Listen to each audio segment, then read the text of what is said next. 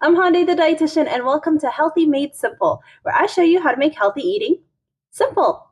In this video, I'll be sharing a healthier alternative to peanut butter and jelly sandwiches. Now, PB&Js are a very common sandwich that a lot of us make, and they can be a very quick option if you're looking to pack a sandwich for lunch or you're looking to put together a quick snack. And while peanut butter and jelly sandwiches can have some healthy components, there are ways of making it even healthier by switching out some of the components with healthier alternatives. So that's what I'm going to be showing in this video today. I'm going to show what you can switch out for the bread and for the jelly to make some healthier options, what to look for in your peanut butter so that you get the healthiest option you can possibly find at your grocery store, and also what else you can sneak in there to make it an even healthier meal or snack option. If you're interested, stay tuned for this healthier alternative to peanut butter and jelly sandwiches. Alrighty, let's go.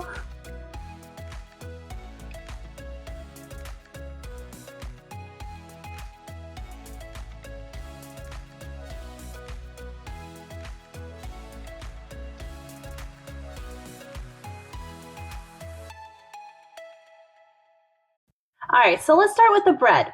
So anytime I'm making a sandwich, my typical go-to bread tends to be this Dave's bread. I get the 2-pack from Costco, and I find that it's the best cost to healthiness ratio that I can find out there, and I do like the taste of it as well. But when it comes to peanut butter and jelly sandwiches, I actually don't use bread at all. Instead, I use tortillas. Now, I love using tortillas as an alternative for a couple different reasons. The first one being is, of course, going to be the nutritional content. Now, when I do a tortilla, I typically use this one. This is the Carb Balance one from Mission, and I get this from Costco too, but they do sell them at regular grocery stores as well. And I will typically do one tortilla, and I'll put all my toppings, my peanut butter and jelly on one side, and then fold it over and cut that up into little triangles, versus using a bread like this, where you're going to end up using 2 slices for your sandwich. Now, I've done half sandwiches before where you just take one slice of bread, fold it over, but it tends to be really small and not too filling. Now, I want to show you from a nutritional standpoint why I prefer tortillas over bread. If we were to look at the back at the nutritional content of our bread, now each slice has 110 calories. So when you're doing 2 slices of bread, that's 220 calories, versus just one of these tortillas is only 70 calories. So you're saving quite a bit on calories, especially if you're trying to cut back on your calories and trying to make it a lower calorie option, especially for weight loss if you are trying to lose weight. So from a calorie standpoint, this tends to be way less calories compared to the bread. From another standpoint, now in terms of fat, I don't worry too much about that. Typically what I'm looking for is going to be fiber and protein in the carbs that I'm introducing. Now I know it's going to have carbs because it's bread and tortilla, but I do want it to incorporate some sort of a fiber, so that a higher fiber option, of course, makes it more filling. And fiber has so many benefits for us, including improving our bowel movements and just making it a more filling meal in general. And of course, protein. If there's any way to sneak in protein within your carb, even better. Now, a slice of the Dave's bread is going to have 5 grams of fiber and 5 grams of protein, which is great. So if you're doing 2 slices of bread, you're going to get 10 grams of fiber, 10 grams of protein. And that does sound wonderful. That's why I do prefer this Dave's bread compared to some of the other breads out there. But if we're looking at the tortilla instead, one tortilla has 17 grams of fiber. Now that is a lot of fiber in just one thin tortilla slice, which is great. It really makes this way more filling than 2 pieces of bread would. And then from a protein standpoint, it's 6 grams of protein. So it's a little bit less than what you would get with 2 slices of bread. But the fiber that you're getting from this is going to be significantly better and kind of help offset the little bit of less protein that you're going to get from it. And of course, you're going to get protein from the peanut butter as well. So overall, that's why I prefer a tortilla from a nutritional standpoint compared to a slice of bread. And the other reason being that since a tortilla is so sliced, I find that I don't need to put as much peanut butter and jelly in there to get the same peanut butter and jelly taste. Whereas with 2 slices of bread, since bread tends to be thick, I end up putting way more peanut butter, way more jelly in there just to be able to taste it outside of the bread. So that's why I do prefer that thinness of the tortilla compared to the bread. So if you've never done a peanut butter and jelly with tortilla before, give it a try. I especially do recommend this tortilla brand, but if you cannot find this one, look for other ones that are kind of like keto friendly, that are higher in fiber, higher in protein, that you can find at your local grocery store. That'll basically give the same nutritional content. All right, let's talk about peanut butter next. Now, for demonstration purposes, I'm going to be using my almond butter. My son is allergic to peanuts, so we don't keep peanut butter in the house. So that's what you're going to see me put in my sandwich. But I do want to share with you, if you are using peanut butter, what to look out for. Now, if you want to consider using almond butter, it's a great alternative to peanut butter. I love the taste of almond butter, especially if you enjoy the taste of almonds. And almonds are also high in magnesium. And I noticed that when I eat almond butter on a regular basis, and I mean on a daily basis, I don't tend to have muscle aches at night as much as I used to. So it kind of takes the place of a magnesium supplement for me when I actually have some almond butter every day. Because I don't tend to eat like a handful of almonds every day, but almond butter tends to be really easy to sneak into a lot of things. So if you want to consider that as an alternative, go for it. I do highly recommend it. But if you do want to use peanut butter, what to look out for mainly is going to be the ingredients. Now, when I'm looking at the ingredients list, I'll show you what this one says. If you look closely, this one has organic roasted almonds as the only ingredient on there. And that's what I'm looking for with peanut butter as well, that the only ingredient is peanuts and possibly salt. Now, this is an unsalted option, so it's not going to have salt. Some will have salt added on, but you'll find that a lot of peanut butters out there will have oils, sometimes even sugar added on to kind of give it that creaminess that you're looking for with your peanut butter. So if that's the case, take a look at, if you have peanut butter at home, take a look at the ingredients list to see what is on there. And if your peanut butter has more than just peanuts and salt in there, look for some other options that are available out there that have just peanuts. And I've done a little bit of research, and I'll include links for these down below so you can see what I'm talking about. But if you shop at Costco, the Kirkland brand of peanut butter that comes in a 2-jar pack, that is just peanuts. So that's a great option. If you shop at Walmart, I believe it's Crazy Richard's 100% peanuts. I wrote my notes down so I can let you know. Crazy Richard's 100% peanuts, that is actually 100% peanuts. So that's a good option that's available at Walmart.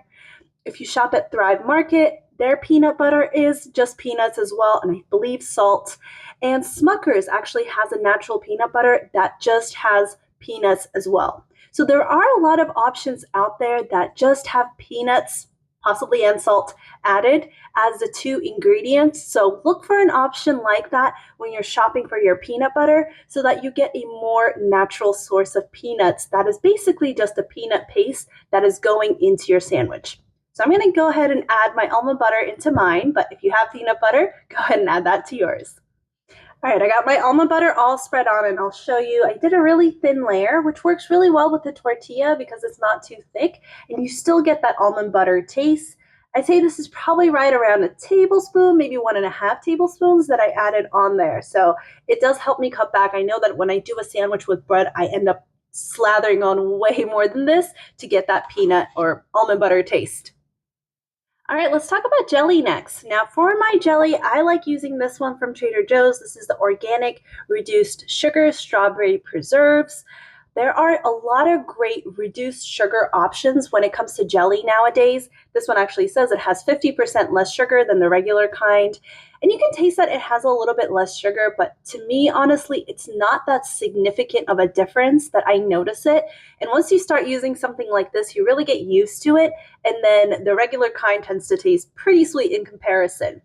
Now, in terms of other brands out there that are available, there are sugar-free jelly alternatives that are going to use some sort of a, artificial sweetener in order to give you that sweetness taste. And I'm a little iffy on artificial sweeteners. I'm okay with them in certain aspects, but if I can find an option that has actual sugar, but just less of it, I personally prefer that compared to an artificial sweetener. So unless you have some sort of diabetes or pre-diabetes where you really, really need to be mindful of your sugar intake and an artificial sweetener is the best option for you to avoid blood sugar spikes, then absolutely go for it. But other than that, look at your local grocery store to see what other options there are that are going to have less sugar in each serving. Ideally, when it comes to sweet things like this, what I'm trying to do is keep the grams of sugar to 10 grams or less for the serving that I am consuming. And you have to be mindful of that because the serving size may be a tablespoon, but you may be putting on 2 tablespoons. So depending on how much of it you're going to use, calculate to see how much sugar you're going to get and try to keep that below 10 grams as much as possible so that you still get the sweetness, but you're not overdoing it on the sugar. All right, so I'm just going to do about a tablespoon of my reduced sugar strawberry preserves into my sandwich. And lastly, my secret ingredient, hemp seeds. Now, you'll hear me preach a lot about hemp seeds. I like to add them anywhere I can. I just find that they're a really good source of protein and omega-3s, and they're so easy to sneak into things, including a peanut butter and jelly sandwich. So anytime you're spreading some sort of a nut butter on something, you can absolutely sprinkle some hemp seeds right on top. And I just kind of go in with my hand because this is our family bag. If I was maybe serving this to other people, I would not be using my hand, I'd use a spoon, but since I'm just doing it for us, and this is the only bag that we use for our family, I'm just gonna go in with my hand and sprinkle it right on top, and it's up to you how much you wanna put on. In addition to hemp seeds, you can also do flax seeds or chia seeds added on. I find that chia seeds add a little bit of a crunch that I personally don't care for texture-wise. And flax seeds are not something that I typically buy for home. For some reason, we tend to just use chia and hemp seeds. I find that flax seeds have a little bit of a taste that I find hard to hide in things, versus a hemp seed actually goes really well because it's got a nutty flavor. So anytime you're using some sort of a nut butter base, it kind of hides right in there. So I did sprinkle my hemp seeds right on top, and I'll show you what that looks like. And now what I'm going to do is just fold this over and then cut it into little triangles. And that is personally just for my preference in terms of aesthetics and how I like to eat it. And it also makes it easier versus trying to eat a tortilla like this to have little triangles cut up. So I'm going to grab my scissors and give these a cut. And there we go, my little triangles are ready, and I'll give you a close-up look. You can see everything in there, and it makes a nice little compact triangle. And this packs nicely in a lunch bag as well. If you want to take something, of course, this by itself, I would say, is not enough for lunch. So if you're packing this for lunch, pair it with some fruit on the side, some veggies on the side. You can even double up on these and make 2 of them to make it really filling. But this tends to go great as for a snack option. This is actually one of my go-tos on those nights after dinner when I'm full but not really full and I want something sweet and I want it to be filling so that I don't keep reaching for more and more snacks. I tend to make one of these and it fills me up for sure. So give this a try. If you've never done a tortilla, I guess it's not even a sandwich, maybe a wrap, whatever you want to call it, with your peanut butter or almond butter and some jelly, and throw some seeds in there to make this a really healthier alternative to peanut butter and jelly sandwiches. And that's it. It's that simple to do a healthier alternative to a peanut butter and jelly sandwich. And I hope this video gives you an inspiration to take a look at foods you're already eating and seeing what you can do to switch out each component with some healthier options to make it an overall healthier meal. Eating healthy does not necessarily mean that you scrap everything you're doing and that you have to do all these healthy new recipes. You can easily take what you're currently making, for example, peanut butter and jelly sandwiches if they're a regular part of your diet, and just change out a few components to a healthier alternative to make it a healthier, more filling meal. Because the goal with all of our meals and snacks is that it gives us the nutrients we need and that it's also filling at the same time, so that when we actually finish our meal, when we finish our snack, we feel fulfilled. Because healthy eating does not mean you starve yourself by eating just bland veggies. It can be healthy, it can be delicious, and sweet things can always be incorporated in moderation, just like I showed you. And thank you so much for watching Healthy Made Simple. If you have not already done so, make sure to hit that subscribe button and stay tuned for my future videos where I'll continue to show you easy and healthy recipes like this one that help make healthy eating simple at home. Thanks again for watching, and I hope you have a wonderful day. Bye-bye.